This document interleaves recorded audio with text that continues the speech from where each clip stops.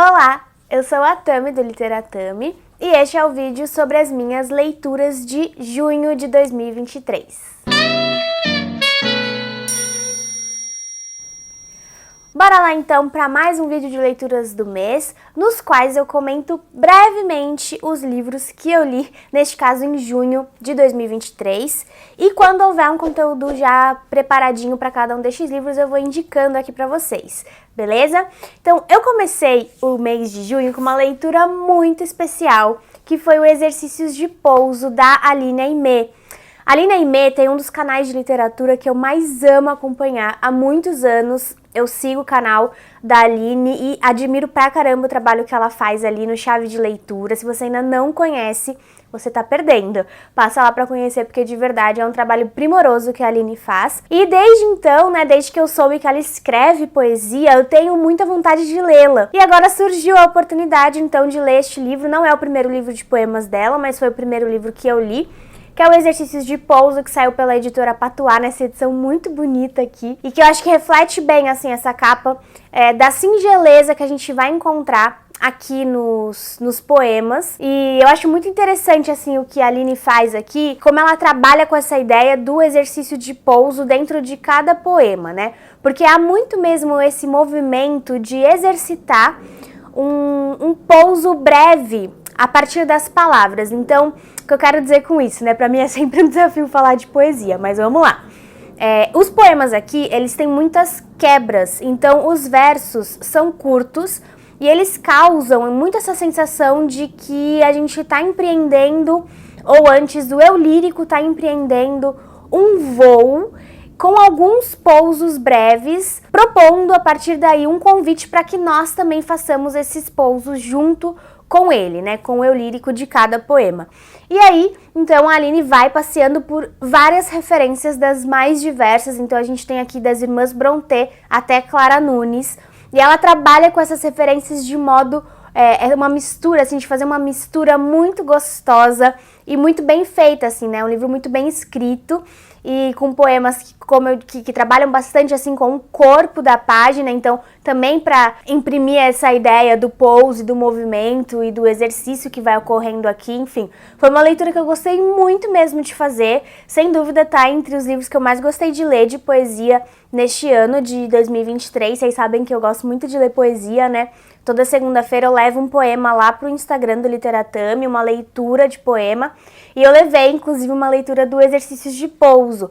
Então eu recomendo que vocês assistam ao vídeo e depois procurem assim o trabalho da Aline Aimee em qualquer âmbito que for. Eu recomendo pra caramba, porque é uma pessoa admirável, muito talentosa, e foi uma delícia conhecer a sua literatura a partir deste livro, que inclusive tem prefácio da Tatiane Dantas, que tinha um canal aqui também de literatura no YouTube, uma psicanalista, crítica literária excelente também, assim, excepcional. E aí essa junção foi muito bacana de ver aqui no livro, enfim.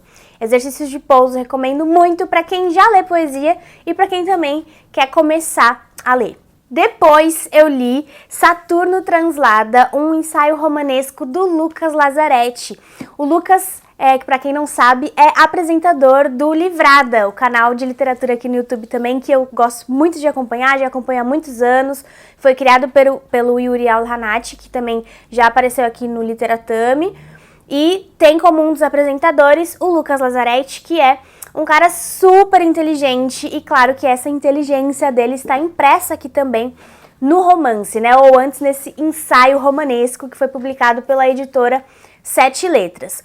Esse também não é o primeiro livro do Lucas, mas foi o meu primeiro contato com a literatura dele. Aqui nesse livro ele vai contar as histórias, na verdade, porque a gente tem vários narradores, cada parte do livro vai trazer uma história distinta de pessoas que estão completando ali 29 anos, ali nos anos de 2016, 2017, no Brasil, que foram anos bem trágicos, assim, para a história brasileira. E 29 anos é o tempo que Saturno leva para completar a sua translação. Então, por isso tem essa associação aí ao Saturno Translada, o título do livro. E o livro vai tratar muito de uma melancolia bem específica dessa geração que cresceu num país muito próspero, repleto de possibilidades, de oportunidades, muitas delas advindas do meio acadêmico, né? E que chegam aí na casa dos 29, num país em decadência, em ruínas, numa verdadeira necrópole. E aí elas têm que lidar, essas pessoas têm que lidar, então, com essa nova realidade que se dispõe. A grande parte dos personagens, a maioria deles tem um trajeto acadêmico, né? Eles estudam, fazem parte da academia, que antes era, então, uma garantia, assim, de alguma ascensão social e econômica, mas que precisam, então, lidar com essa nova realidade que surge. E eu gostei muito do que o Lucas fez aqui, eu tive a oportunidade já de conversar com ele, trouxe ele aqui pro canal, então eu tenho uma entrevista com o Lucas Lazzaretti sobre este livro aqui no canal, e é uma entrevista que o pessoal gostou muito, assim, vocês curtiram bastante esse vídeo, é um dos mais acessados dos últimos tempos, e eu fico muito feliz porque realmente é um vídeo que vale a pena pra caramba assistir. Ouvir o Lucas, né, é sempre muito bom, então assistam ao vídeo pra saber mais sobre Saturno Translada, mas esse aqui também certamente estará entre as leituras de destaque aí de literatura brasileira contemporânea que eu fiz em 2023, e eu quero muito ler o livro anterior do Lucas, né, o romance anterior, que é Um Escritor Morre à Beira do Rio, mas ele também tem livros de poemas publicados, contos, enfim. É um autor que vale a pena acompanhar e também, claro, vale a pena acompanhar o trabalho dele lá no Livrada, que é um canal que eu adoro. Em seguida, eu li o único livro de autoria estrangeira deste mês, que foi O Amigo, da Sigrid Nunes. Eu tava querendo ler esse livro desde que ele chegou aqui pra mim, da editora Instante. Ele foi publicado pela Instante, com tradução da Carla Fortino. E é um livro que ganhou o National Book Award em 2018 e que vem aqui catalogado como romance, mas ele é muito... ele se distancia bastante da noção tradicional de romance, né, que a gente teria assim na nossa cabeça, porque ele vai ser narrado por uma mulher que é professora de escrita criativa e que acaba de perder um amigo que também era professor de escrita criativa e era uma espécie de mentor dela, né, com quem ela manteve uma relação por muitos e muitos anos, uma relação de amizade, sobretudo. E aí esse cara, então, morre, ele comete suicídio, então tem esse aspecto aqui também é tratado no livro. E depois da morte dele, ela fica meio que encarregada de cuidar do cachorro que ele tinha adotado, que é um cachorro aqui dessa raça que tá aqui na capa, né, do livro, que é uma capa que pode até enganar um pouco. E ela vive num apartamento pequeno há muitos anos, há 30 anos já ela vive nesse apartamento, e esse apartamento não aceita animais, então ela precisa, né, resolver essa situação, porque querendo ou não é como se fosse, esse cachorro vai ser como se fosse uma herança dessa amizade, né, e um meio também dela se aproximar desse amigo, de manter esse amigo vivo, esse amigo humano, porque com o passar da narrativa vai havendo como que um deslocamento dessa figura do amigo para o cachorro, né? Então o cachorro também vai se tornando um amigo muito próximo dessa narradora, que vai escrever o seu relato numa mistura assim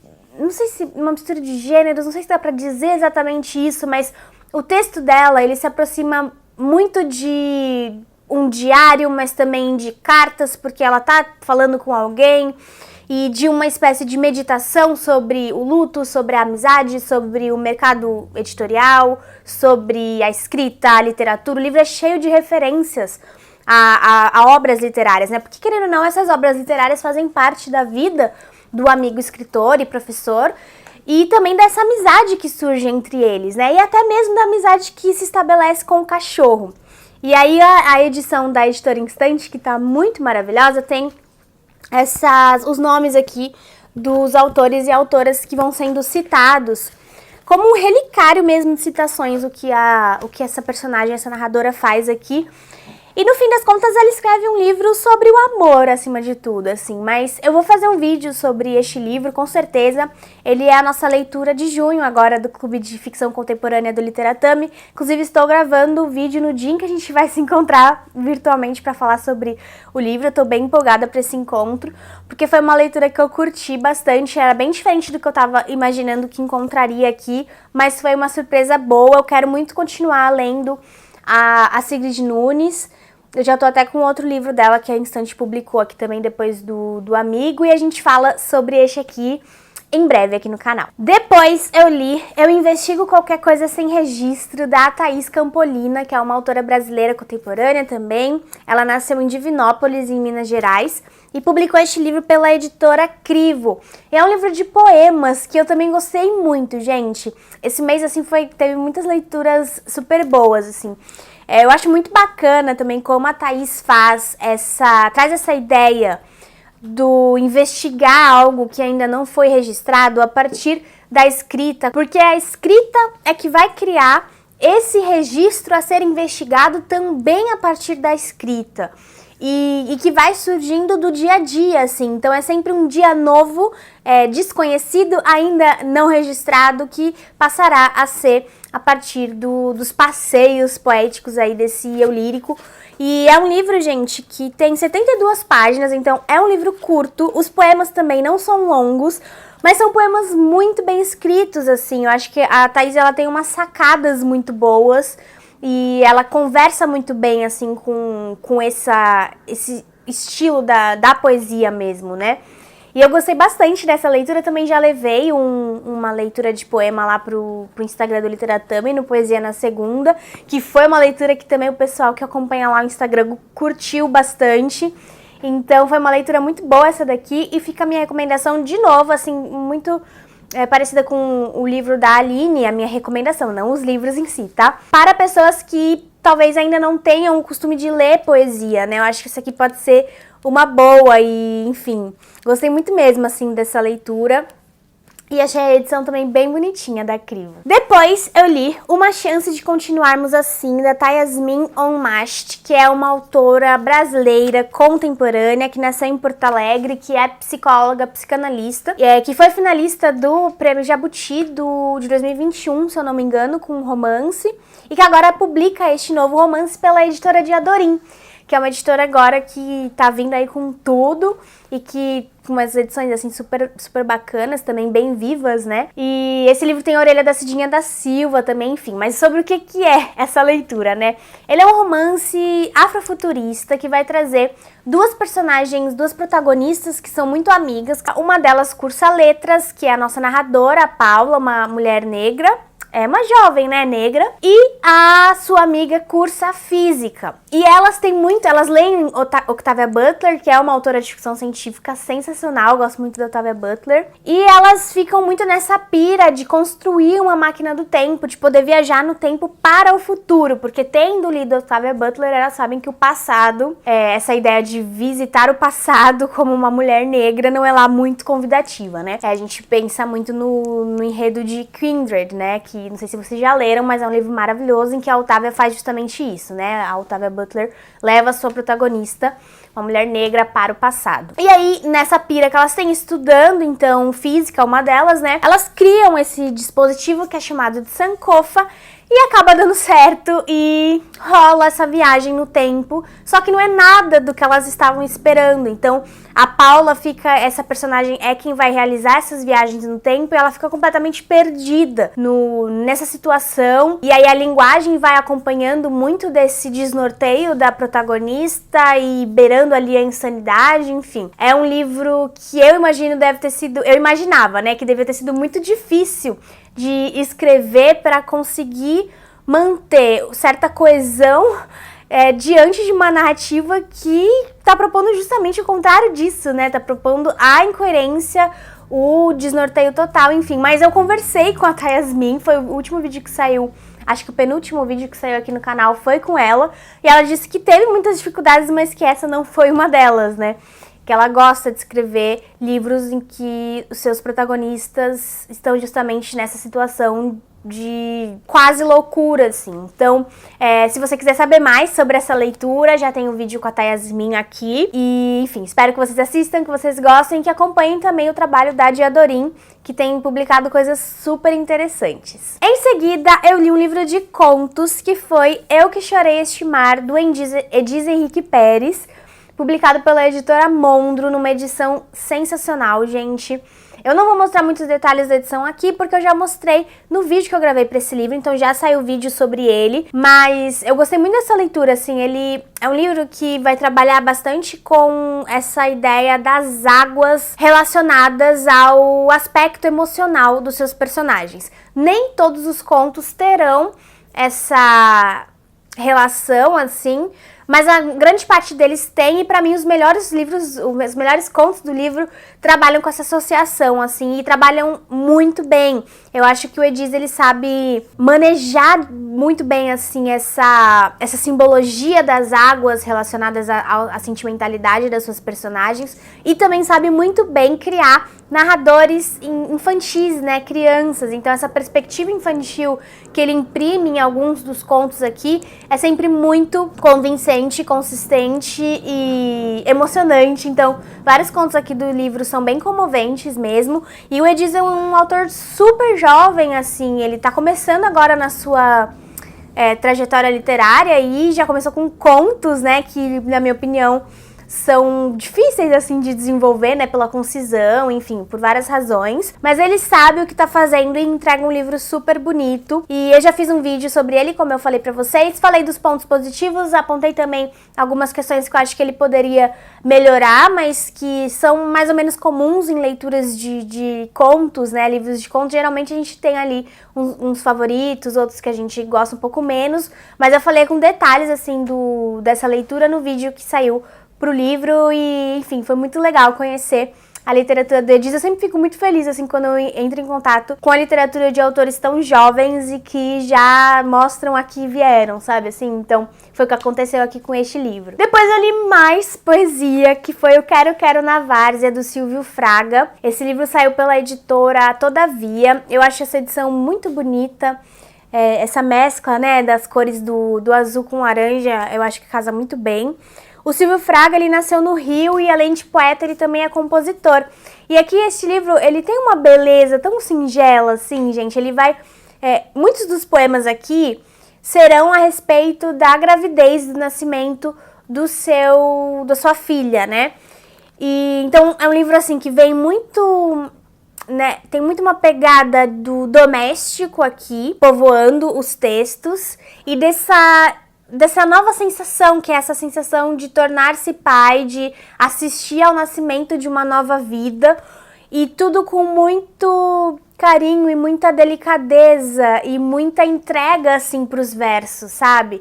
E aí tem também essa questão o fato do autor ser compositor também, ele consegue brincar bem, jogar bem com a sonoridade aqui nos poemas, e enfim, é como se a gente estivesse lendo poemas que tivessem sido escritos por um mesmo eu lírico, que seria um pouco desse quero na várzea mesmo, né? Desse pássaro ali sobrevoando um espaço que lhe é muito íntimo, sabe? Que passa a ser ali um espaço ao qual ele pertence e que pertence a ele também, sabe? Eu gostei muito dessa leitura, gente, de verdade, assim, peguei assim pra ler de modo despretensioso, mas achei uma lindeza. Muito bonito mesmo que o Silvio Fraga faz aqui. E por fim, mais ou menos importante, eu terminei o mês de junho lendo Tudo Que Ainda É, do Davi Capelato, que foi publicado pela editora Rua do Sabão. Este livro é um calhamaço, mas não se enganem, porque a leitura flui, que é uma beleza. Ele vai contar a história de um protagonista que é o Danilo, que no início da narrativa ele acaba de ficar desempregado.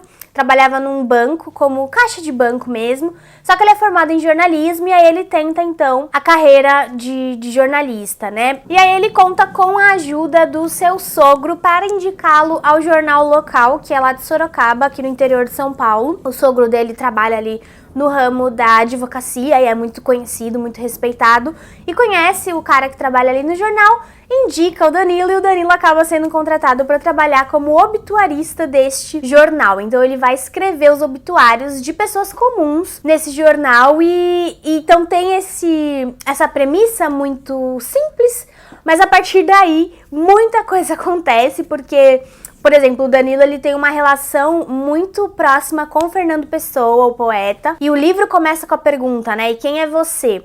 E parece que a narrativa toda vai se dedicar justamente a responder essa pergunta, sabe, como se ele mesmo tivesse a vida inteira tentando, como mais ou menos todos nós estamos tentando responder, né, quem eu sou. E aí ele passa por várias situações, então, como vocês viram, é um livro grande, né, então muita coisa acontece, mas é tudo muito fluido, é uma linguagem muito até um pouco jornalística também, no sentido do tempo ser linear, do estilo não ser truncado nem nada, ser muito direto, muito objetivo.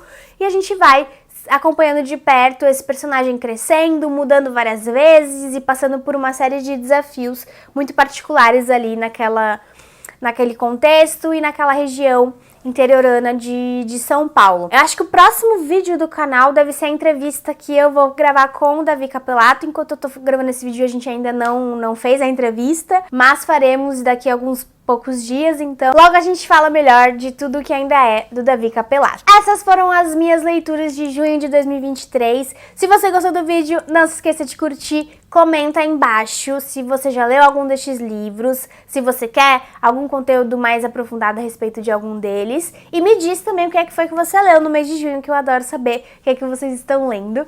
Inscreva-se no canal se você for novo por aqui e acompanhe o Literatami nas outras redes sociais. Muito obrigada e eu vejo vocês no próximo vídeo. Tchau, tchau!